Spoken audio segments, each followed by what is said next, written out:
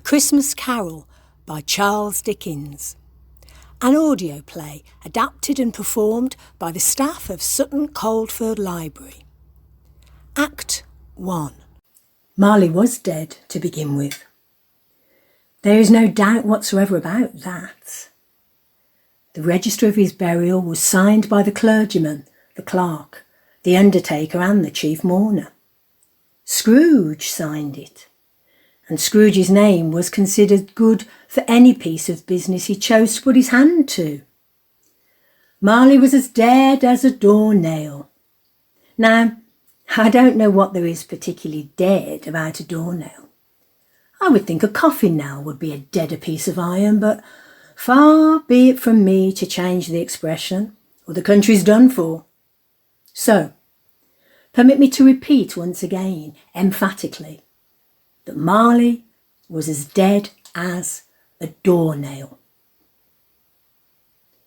Scrooge knew he was dead. Of course he did. How could it be otherwise? Scrooge and he had been partners for, I don't know how many years. Scrooge was his sole executor, his sole administrator, his sole friend, and the only man who mourned him, if Scrooge can be said to have mourned at all. And the mention of Marley's funeral brings me back to the point I started from. There is no doubt that Marley was dead. This must be distinctly understood, or nothing wonderful can come of the story I am going to relate. Scrooge never painted out old Marley's name. There it stood years afterward above the warehouse door, Scrooge and Marley. The firm was known as Scrooge and Marley. Sometimes people new to the business called Scrooge, and sometimes Marley, but he answered to both names. It was all the same to him. It was bitterly cold, and the fog was as thick as pea soup on that Christmas Eve of 1843, when Scrooge sat busy in his counting house, with his clerk nearby trying to warm himself at a candle. But since he didn't have much of an imagination, he failed. A Merry Christmas, Uncle! What? I said, a Merry Christmas, Uncle. God save you. Bah! Humbug! Christmas a humbug, Uncle? Surely you don't mean that. Of course I mean it, Fred. Merry Christmas indeed. What reason have you to be merry? You're poor enough. Come, Uncle. What reason have you to be dismal? You're rich enough. Bah! Away with Merry Christmas. What's Christmas to you but a time for paying bills without money? A time for finding yourself a year older and not an hour richer? If I could work my will, every idiot who goes about with Merry Christmas on his lips should be boiled with his own pudding and buried with a stake of holly through his heart. He should. Uncle! Nephew, keep Christmas in your own way and let me keep it in mine. Keep it, but you don't keep it. Let me leave it alone then. A lot of good it has done you. Well, there are many things from which I have benefited, even if they didn't show a profit. I dare say Christmas amongst the rest. But if anything belonging to Christmas can be considered apart from the sacred source of its name and origin, I am sure I have always thought of Christmas as a good time, a kind, forgiving, charitable, pleasant time. The only time of year I know of when men and women seem by one constant to open their shut-up hearts freely and think of others as if they really were fellow passengers to the grave. And therefore, Uncle, though it was never put a scrap of silver or gold in my pocket, I believe that it has done me good and will do me good, and I say, God bless it! Don't be angry, Uncle. Come and dine with us tomorrow. I'll see myself in hell first. But why, Uncle? Why? Why? Let me ask you a question. Why did you get married recently? Because I fell in love, of course. Love? You fell in love? Ha! Good afternoon, nephew. But you never came to see me before I married. Why give it as a reason for not coming now? Good afternoon. I want nothing from you. I ask nothing of you. Why can't we be friends? Good afternoon. I am sorry to find you so resolute. We've never had a quarrel, you and I. But I came all this way to give you greetings of the season, and I'll keep my Christmas humour to the last. So a Merry Christmas, Uncle. Good afternoon. And a Happy New Year. Good afternoon. And a Merry Christmas to you, Bob Cratchit. Thank you, sir. A Merry Christmas to you. And there's another fellow, my clerk, with 15 shillings a week and a wife and a family, talking about a Merry Christmas. I'll retire to Bedlam. Scrooge and Marley's, I believe. Have I the pleasure of addressing Mr. Scrooge or Mr. Marley? Marley's dead. In fact, he died 7 years ago this very night.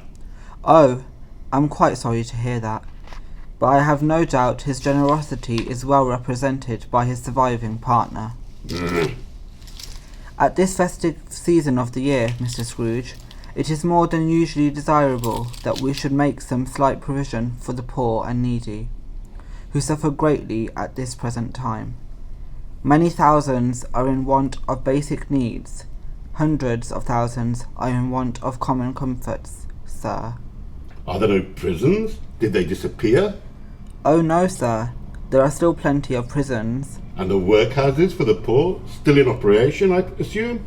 They are. Still, I wish I could say that they weren't. The treadmill and the poor law are in full vigour then? Yes, very busy, sir. Oh, well, I was afraid from what you had said that something had stopped them in their useful course. I'm glad to hear it. Given that they scarcely furnish Christian cheer to the multitude, a few of us are trying to raise a fund to buy the poor some meat and drink, and some means of warmth. We choose this time because it is a time, above all others, when want is keenly felt and abundance rejoices. What shall I put you down for? Nothing. Ah, you wish to be anonymous, then? I wish to be left alone. I don't make merry myself at Christmas, and I can't afford to make idle people merry. I am taxed for the institutions I have mentioned, and they cost enough. Those who are badly off must go there. But many can't go there, and many would rather die. Oh, well, if they'd rather die, perhaps they should go ahead and do it, and decrease the surplus population. Besides, I wouldn't know anything about it. Well, you could know it, sir. It's none of my business. I have too much of my own business to interfere with other people's. Mine occupies me constantly, and I'll thank you to leave me to it. Good afternoon, sir. And a good afternoon to you, too. So, Cratchit, you'll want all day tomorrow, I suppose? If it's quite convenient, sir. It's not convenient, and it's not fair. If I was to hold back £0.50 for it, you'd think you were being abused, no doubt, and yet you don't think me ill-used when I pay a day's wages for no work. It's only once a year, sir. A poor excuse for picking a man's pocket every 25th of December, but I suppose you must have it. Be here all the earlier next morning. Oh, yes, sir. I shall. I certainly shall. Father, Hello, my dear Tim. Father, I've been waiting for you. Let's go by the cornhill and watch the children play. Some day you will be there too, playing with them. I feel that I'm getting stronger every day. And do you remember what tomorrow is? Christmas Day. And I am to have the whole day off with you to celebrate with my family. Hurrah for Christmas! Oh, Scrooge. He was a tight-fisted hand at the grindstone, he was. A squeezing, wrenching, grasping, scraping, clutching, covetous old sinner to be sure. Secret, self-contained, and solitary as an oyster. He carried his own low temperature with him everywhere he went. He iced his office in the dog days and didn't thaw it 1 degree at Christmas. Scrooge always took his melancholy dinner in the same melancholy tavern, and this night was no different. He read all the papers and beguiled the rest of the evening with his banker's book before he took himself home to bed. He lived in chambers which had once belonged to his deceased partner. They were a gloomy suite of rooms. It was old and dreary, for nobody lived in it but Scrooge, the other rooms being all let out as offices. The fog and the frost so hung about the black old gateway of the house that it seems as if the genius of the weather sat in mournful meditation on the threshold. Scrooge took off his cravat, put on his dressing gown, slippers, and his nightcap, and sat down before the fire to take his gruel, for he had a cold in his head. It was a very low fire, indeed, nothing on such a bitter night. He was obliged to sit close to it and brood over it before he'd extract the least sensation of warmth from such a handful of fuel. Scrooge! Scrooge! Humbug! I won't believe it. How's this? What do you want with me? Much. Who are you? Ask me who I was. All right, who were you then? In life, I was your partner, Jacob Marley. Ha! I don't believe it. What evidence would you have of my reality beyond that of your senses? I don't know. Why do you doubt your senses? Because a little thing affects them. A slight disorder of the stomach makes them cheats. You might be an undigested bit of beef, a blot of mustard, a fragment of an underdone potato. There's more of gravy than of grave about you, whatever you are. Ha ha! Ah! Mercy, dreadful apparition! Why do you trouble me? Man of the worldly mind, do you believe in me or not? I do. I must. But why have you come to me? It is required of every man that his spirit should walk abroad among his fellow men, and travel far and wide, and if that spirit does not go forth in life, it is condemned to do so after death, and witness what it cannot share, but might have shared, and turned to happiness. Oh, woe is me! You are fettered with chains. Tell me why. I wear the chain I forged in life.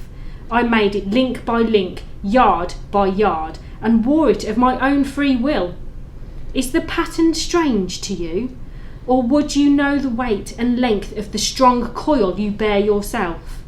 It was as long and heavy as this 7 Christmas Eves ago. You have laboured on it since. It is a ponderous chain. Jacob, old friend, please speak comfort to me. I have none to give. I have little time. I cannot rest. I cannot linger anywhere. My spirit never walked beyond the narrow limits of our money-changing hole. Oh, not to know that any Christian spirit working kindly in its little sphere will find its mortal life too short for its vast means of usefulness. Not to know that no space of regret can make amends for one life's opportunity misused. Yet such was I. Oh, such was I. But you always were a good man of business, Jacob. Business? Humankind was my business. The common welfare was my business. Charity, mercy, forbearance and benevolence were all my business. The dealings of my trade were but a drop of water in the comprehensive ocean of my business. Oh, why did I walk through crowds of fellow beings with my eyes turned down, and never raise them to that blessed star which led the wise men to a poor abode? Were there no poor homes to which its light would have conducted me? Hear me, my time is nearly done. I will, Jacob, but don't be hard on me. I am here to warn you that you have yet a chance of escaping my fate, a chance I have procured for you, Ebenezer. You always were a good friend. Thank ye. You will be visited by 3 spirits. Is that the chance you mention? It is. Oh, well then I think I'd rather not. Without their visits, you cannot hope to shun the path I tread. Expect the first tomorrow, when the bell tolls 1. Can't they all come at once and have it over with, Jacob? Expect the second on the next night at the same hour. The third upon the next night when the last stroke of 12 has ceased to vibrate. Look to see me no more, and for your sake, take care that you remember what has passed between us. Oh, humbug! And so Scrooge lay in his bed and thought and thought and thought it over, and could make nothing of it.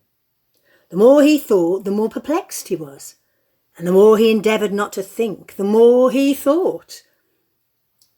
Marley's spirit bothered him exceedingly. Every time he resolved within himself that it was all a dream, his mind flew back again, like a strong spring released, to its first position, and presented the same problem to be worked all through. Was it a dream then? Scrooge! Ah, are you the spirit whose coming I was told about? I am. Who and what are you? I am the spirit of Christmas past. Long past? No, your past. Perhaps you could turn down that light that accompanies you. What? Would you so soon put out the light I give? Yours are the dark passions that would extinguish the light of truth. I'm sorry, I didn't mean to offend. What brings you here? Your welfare, of course. I can't think of anything more conducive to my welfare than a night of uninterrupted sleep. Your reformation, then. Take heed. Rise and walk with me.